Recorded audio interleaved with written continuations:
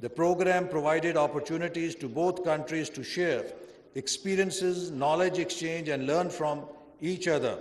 Such a mechanism for boosting regional and bilateral coordination and cooperation for SDGs implementation should be rolled out further to all different areas and themes of SDGs implementation. Bilateral exchange of knowledge, ideas and lessons learned could also help in strengthening country-level cross-cooperation and learning for SDGs implementation. Innovative ideas across SDGs goals can be replicated by establishing bilateral platforms for cooperation at program and project levels. International development partners can play a critical role in creating synergies and triangulation. Ladies and gentlemen, countries including Pakistan have been facing environmental hazards and risks, thus necessitating climate adaptation and disaster risk management. It is the biggest man-made natural disaster that we are experiencing today. Pakistan ranks among the top 10 countries worldwide most affected by climate change. With due cognizance of its vulnerability, particularly in the aftermath of recent floods in the country, the government of Pakistan played an instrumental role and a leading role in historic decision of COP27 to establish the Fund for Loss and Damage caused by climate-induced disasters. The dedicated Fund for Loss and Damage will address losses and damages in developing countries such as Pakistan and others, which are particularly vulnerable to the adverse impacts of climate change. The consensus decision taken to this effect by the 27 COP in Sharm el-Sheikh, Egypt, is a momentous achievement, especially for the Group of 77 in China, as the developing countries have been demanding such a fund for the past 30 years. The 2022 floods have shown Pakistan's high vulnerability to climate change despite contributing less than 1% of global greenhouse gas emissions. And also Maldives is here with us on the panel, which runs the risk of sinking in the rising water of sea. The scale of the disaster is unprecedented in Pakistan, exceeding the damage of the 2010 floods. Around 33 million people, that is 1 in 7, have been affected by the floods, including nearly 8 million displaced. Rain-induced floods, accelerated glacial melt and resulting landslides, hill torrents, flash floods devastated millions of homes and key infrastructure, submerging entire villages and destroying livelihoods of millions of people. The preliminary estimates suggest that as a direct consequence of the floods, the national poverty rate will increase by 4% approximately, pushing between 8.4 to 9.1 million people into poverty. 94 districts are declared as calamity hit, accounting for more than half of all districts in the country. Out of the 25 poorest districts in the country, 19 were calamity affected. Total estimated cost of damages, loss, and needs is estimated at $46.4 billion. The disaster will have profound impact on lives and livelihoods. Preliminary estimates of the post-disaster need assessment suggest that the national poverty rate will increase by 3.7 to 4 percentage points, pushing between 8.4 and 9.1 million into poverty, as I said, due to the consequence of this flood. Similarly, multidimensional poverty will increase by 5.9 percentage points, meaning that an additional 1.9 million households will be pushed into non-monetary poverty. Beyond the national average, poverty in the province of Sindh would increase by between 8.9 to 9.7 percentage points, and in the province of Balochistan between 7.5 to 7.7 percentage points. The recovery and reconstruction needs are likely to exceed Pakistan's available resources to rebuild itself in a sustainable and resilient manner. On August 30th, the Government of Pakistan and the United Nations jointly launched the 2022 Pakistan Floods Response Plan, which highlighted the main humanitarian needs and outlined an action plan to respond to the immediate needs of the people. And we hope to organize on January 10th a conference of Friends of Pakistan for building a climate-resilient Pakistan to help us raise funds to carry out resilient recovery, rehabilitation and reconstruction of the country's infrastructure to mitigate, not only rebuild the damaged infrastructure, but also to build a resilient infrastructure that can withstand future climate disasters. Ladies and gentlemen, it is widely pointed out in the recent UNDP report that the great finance divide has been a key driver of divergence in recovery across countries. With additional millions of people in poverty due to COVID, the divergence caused severe setback to SDGs implementation in many countries. With scarce resources and stifled flow of funds into the developing countries, this finance divide is going to widen further, thus would harm implementation of SDGs. With low investment to GDP ratio, Pakistan being a net importer of funds, however, due to multiplicity of reasons, access to long-term and cheap financing are becoming scarce. Pakistan offers multi-billion-dollar investment opportunities in sectors aligned with the SDGs, the sectors ranging from transport and logistics, renewables and alternative energy, healthcare, education and technology and communication and finance. CPEC, China-Pakistan Economic Corridor, also offers enormous opportunities in trade and transport logistics, skill development and developing regional value chains with Western China and Central Asia.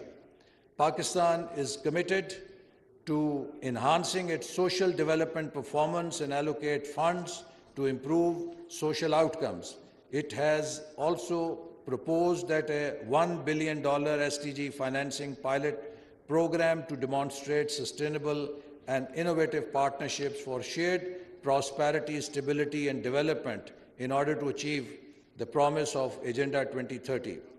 Ladies and gentlemen, there is no denying the fact that the climate change, pandemics and geopolitics have caused uptick in economic risks in the form of plummeting output, supply disruptions and other climate change-related factors such as drought, floods and extreme heat caused crop yield to fall and world commodity prices to shoot up. In this context, the regional platforms such as Consortium of South-Southwest Asian countries require collective wisdom and efforts.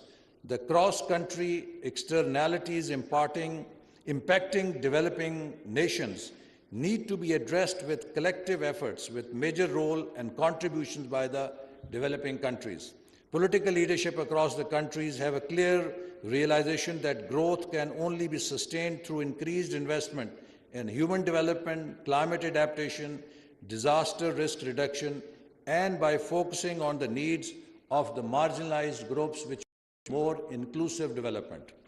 The development surprise for low-income and developing countries could not be optimally materialized without integration of economic, social and environmental dimensions to attain enhanced human development across countries. A distinct SDG fund for South-Southwest Asia in line with SAARC Development Fund may be set up to fill financing gap for SDGs. Public-private partnerships and co-financing arrangements with other financial institutions within the region could be other avenue which should be explored to generate funds for investment. Efforts should be made for regional development finance frameworks promoting blended finance, debt swaps for climate action to mobilize financing for SDGs. The dedicated fund for loss and damage announced by COP27 will address losses and damages in developing countries. The consensus decision taken in this effect in Sharm el-Sheikh is a momentous achievement, especially for the Group of 77 and China. And we need to demand such fund for previous 30 years' losses as well. For mitigating climate change related risks, the sub-regional cooperation with respect to early warning systems with assistance of all relevant organizations to help save lives by providing time early warnings with respect to floods, cyclones should be encouraged and endorsed as well. The World Economic Forum emphasized on fourth industrial revolution as more than just technology-driven change. It is an opportunity to help everyone from all income groups and countries to harness converging technologies to create an inclusive, people-centered future and to find ways to enable everyone to positively impact their families, organizations, and communities. But most of the fourth industrial revolution technologies also replace the labor which we have. With the COVID-19 pandemic crisis repercussions hitting all the economies with no exceptions, the importance of the use of technology increased and almost all types of work become of more significance like never before. It has brought the good news for you is that this is the last page. Never before, it has brought the adoption of technological solutions to unprecedented levels and emphasized the critical importance of digital literacy. Therefore, businesses have to prioritize investing in Industry 4.0 that have a positive societal and sustainability impact and to find out balance between profit and purpose and therefore to focus on societal issues including SDGs. Sustainability, expanding horizons of human capabilities and human development should be seriously considered by governments, businesses, individuals, and society as a whole. With concerted efforts and collective wisdom only, we would be able to defeat the effects of the future complexities and uncertainties. SDGs are more than ever critical today for offering practical solutions at a time when both developed and developing countries continue to face aftershocks of the pandemic, high inflation and slowdown of economy, worsening income inequality, job eroding technologies, demographic shifts, high fiscal pressures, depleting natural resources and environmental impacts pose further serious challenges for the future development plans of the developing countries. SDGs serve as a global compass for policymakers as they navigate a complex, dynamic and difficult economic, social and political landscape. No matter how severe are the opposing tides, future is not in abandoning the course, but in recommitting and re-energizing our commitment to stay on the course of SDGs.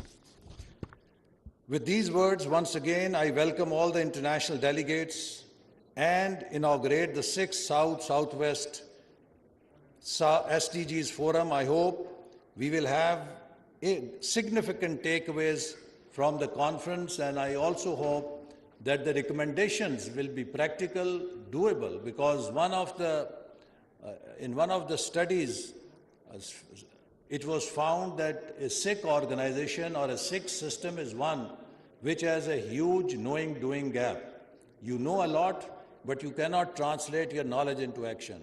So today I think we have abundance of knowledge with us, but we are lacking to implement that knowledge, to make that knowledge useful to improve our world, to improve our societies, to improve our planet Earth.